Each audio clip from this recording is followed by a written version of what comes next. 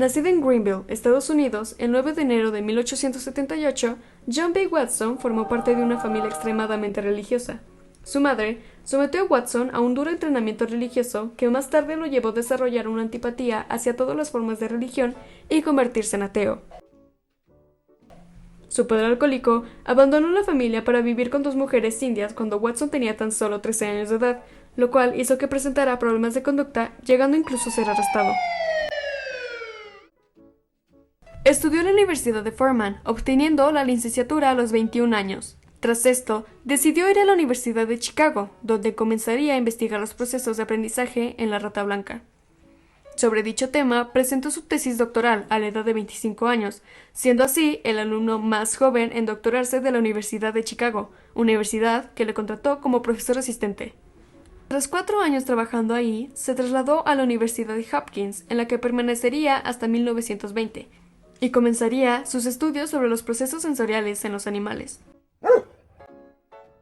Influido por los estudios sobre condicionamiento animal de Ivan Pavlov y Vladimir Bechterev, John B. Watson llegó al convencimiento de que las referencias de los contenidos de la mente y a la conciencia no podían someterse a ningún criterio objetivo y suscitaban una problemática pseudocientífica. Ello lo llevó a la utilización de los únicos datos objetivos existentes en el análisis psicológico, es decir, aquellos que proporcionaba la conducta exterior. John Watson fue uno de los psicólogos más importantes del siglo XX, conocido por fundar la Escuela Psicológica Conductista, que inauguró en 1913 con la publicación de su artículo Psicología vista por un conductista, en el que se considera el nacimiento del conductismo. Fascinado por los descubrimientos de Pavlov, John Watson propuso que el proceso de condicionamiento clásico podía explicar también el aprendizaje en los humanos. Como conductista clásico, pensó que las emociones también se aprendían mediante la asociación condicionada. Y de hecho, pensó que las diferencias en el comportamiento entre humanos eran provocadas por distintas experiencias que cada uno vivía. Pero ¿quién mejor para hablar del conductismo que el mismo creador del conductismo? Así es, nuestro invitado sorpresa del día de hoy es John Watson, el cual hablará del conductismo, su teoría y variedad de cosas más. Así que démosle un fuerte aplauso y una amigable bienvenida a John B. Watson.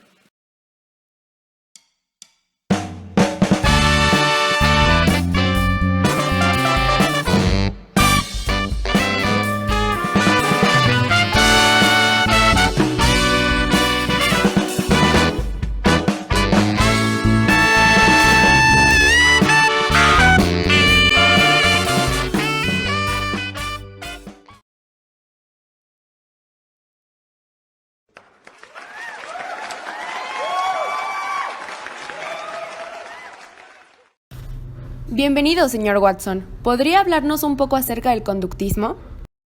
Gracias y un buen día para todos ustedes.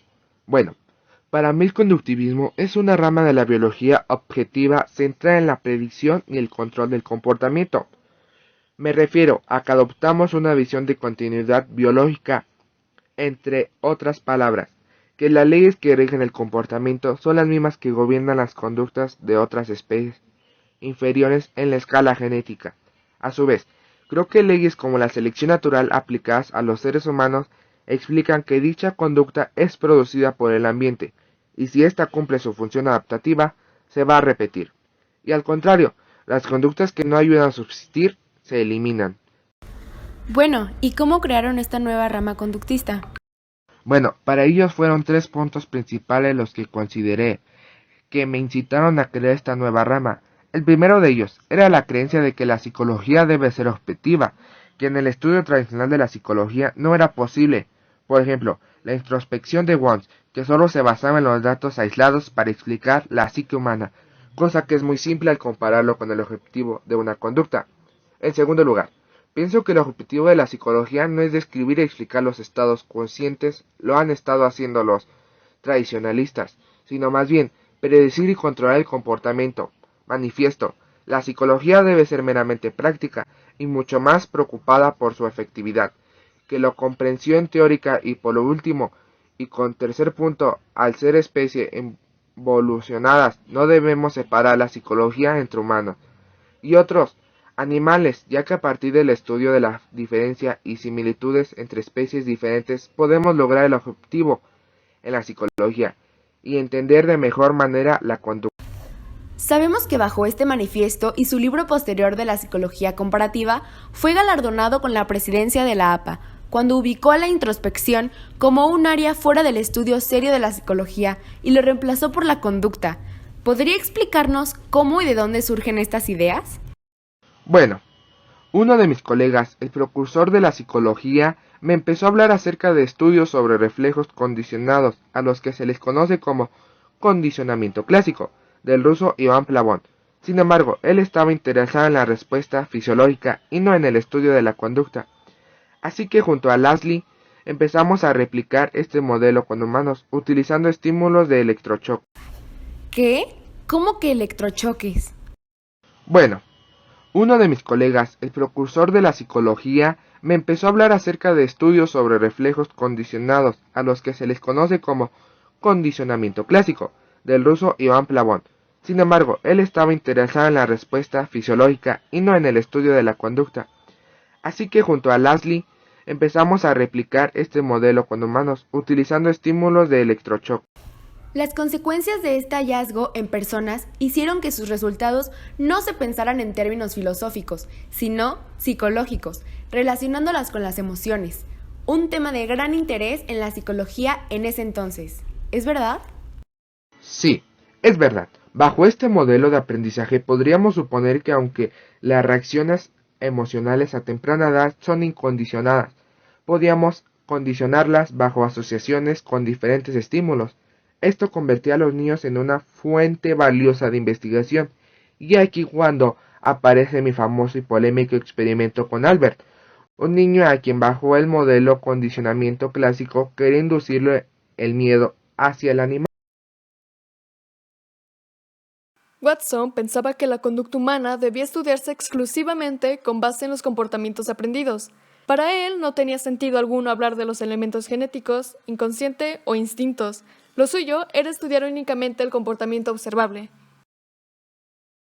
Así que en un momento determinado, Watson decidió que tenía que llevar sus ideas a la práctica y a principios de 1920 puso en marcha junto a una joven estudiante de doctorado llamada Rosalie Reiner, uno de los experimentos de peor fama de la historia de la psicología, el del pequeño Albert. Ciertamente, cualquier comité ético en la actualidad tacharía de antiético e incluso criminal su experimento. No está de más decirles que no intenten esto en casa. Doctor Watson, háblenos un poco sobre el ya mencionado y polémico experimento. Bueno, a partir de mis observaciones vi como un sonido fuerte, que sería el estímulo incondicionado, generaba una respuesta innata de miedo. Esto manifestó por llanto, ritmo cardíaco elevado y reacción de huida. Luego presentaba estímulos neutros como un mono, un perro, un conejo o una rata. Estos estímulos causaban respuestas neutras e incluso agradables en Albert.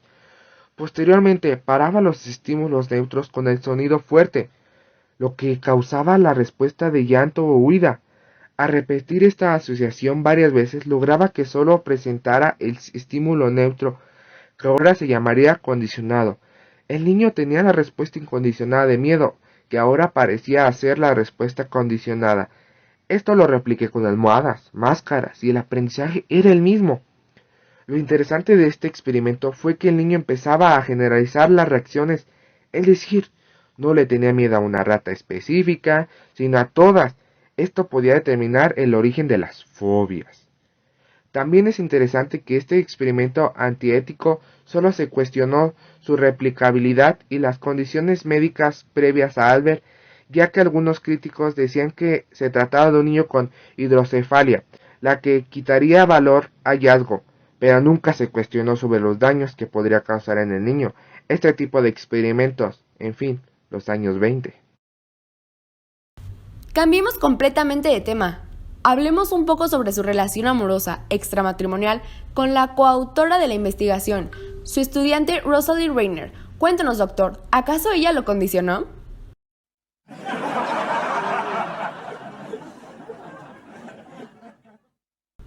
Bueno, este romance fue descubierto por un investigador privado contratado por su cuñado, nada más y nada menos que el político Harold, secretario del Interior del presidente Roosevelt, y que curiosamente lo odiaba. Esto hizo que se separara de su esposa y además tuvo que renunciar a Johns Hopkins. Posteriormente se mudó a Nueva York junto con su nueva pareja Rosalie a empezar un trabajo como asesor de pautas publicitarias en la famosa empresa Thomson. Recomendado por Tichenor, su llegada a Nueva York fue una etapa creativa y revolucionaria en su vida, donde incluso tuvo que vender zapatos para poder ingresar a la compañía como aprendiz. Finalmente, su talento fue reconocido, incluso llegó a ser vicepresidente de dicha compañía. Aplicado en las campañas publicitarias, veía cómo utilizaban el mismo modelo de una persona, dando testimonio de su experiencia con ciertos productos. Esta práctica era tan común que ya no tenía efecto en las ventas. Lo que hice fue generar una respuesta emotiva al relacionar productos, siendo estos los estímulos neutros a una respuesta emocional incondicionada. Así, logré vender incluso pastas de dientes mostrando una mujer fumando. Las ventas crecieron por montones. ¿Y qué tiene que ver una mujer fumando con una pasta de dientes? Pareciera que es un chiste, pero la respuesta es fácil y sencilla. Glamour. En estos nuevos tiempos de publicidad no vendíamos pastas de dientes. Vendíamos sensaciones de tener el glamour y la clase de la mujer bella fumando. ¿Solo por comprar pastas de dientes? ¿Pueden creerlo? Conductivismo aplicado. Lo mismo pasaba con cremas para la cara. Me puse en contacto con la reina María de Rumania, y con esto las mujeres compraron la sensación de ser una reina con tan solo usar una crema facial. ¿Pueden creerlo? Este principio se sigue usando en la actualidad, ya que vemos comerciales donde nos venden estatus o felicidad con un simple producto. Estos resultados, tanto en sus experimentos en Johns Hopkins como en el mundo de la publicidad, le hicieron pensar que todos los procesos mentales, personalidad, emociones y la identidad de la persona son aprendidas y que la influencia del medio es esencial para generar estos aprendizajes. Todos sus postulados fueron sintetizados en una de sus obras más vendidas, llamada Conductismo, donde también tiene un pasaje muy controversial y una de sus frases célebres, donde sintetiza el conductismo de la época. Dame una docena de niños sanos, bien formados, para que yo los eduque, y yo me comprometo a elegir uno de ellos al azar y adiestrarlo para que se convierta en un especialista de cualquier tipo que yo pueda escoger. Una frase bastante controversial y que hoy en día un poco radical y reduccionista. Luego de su éxito en el mundo de la publicidad, ¿dejó por completo la academia? Bueno, se habla mucho de mi experimento con el pequeño Albert, pero no se habla del grandioso experimento con el pequeño Peter, aunque no fue un trabajo directo mío. En algunos de mis espacios del mundo publicitario ayudé a la formulación de un proyecto de fobias de una amiga y de mi nueva esposa, María Cover Jones, interesada por mi investigación con Albert, pero ella quería saber si era posible desaprender una fobia. Peter era un niño de tan solo 3 años que temía a los conejos, y lo que hicimos fue asociar estímulos placenteros como un dulce, con la presentación gradual del conejo a una distancia que no generaba el miedo en Peter. Primero el conejo en fotos, luego en vivo, pero a la distancia, luego un poco más cerca, tiempo mínimo determinado y finalmente que se tuviera una interacción directa con el conejo. Esta proximidad sistemática combinada con el estímulo placentero hizo que Peter perdiera el miedo e incluso lo cargara en sus manos. Mary llamó esta técnica como condicionamiento directo, pero actualmente se conoce como desensibilización sistemática, y en una de las técnicas conductuales estrella en la eliminación de fobias. Aparte de este estudio adicional, el resto de mi carrera seguiré en el camino de la publicidad, donde tuve mucho éxito rotundo. Muchas gracias, Dr. Watson, por su excelente entrevista y por los grandes aportes a la psicología conductista del aprendizaje, de la intervención clínica, la educación y en la psicología del consumidor.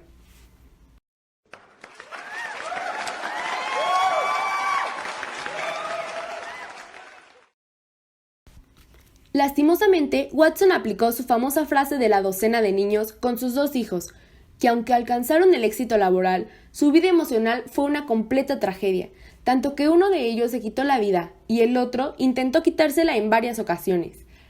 ¿En qué había fallado Watson con su teoría? Obviamente había muchísimos aspectos de su teoría que no abordaba y que no eran posibles reducir en el condicionamiento clásico como el aprendizaje por reforzamiento.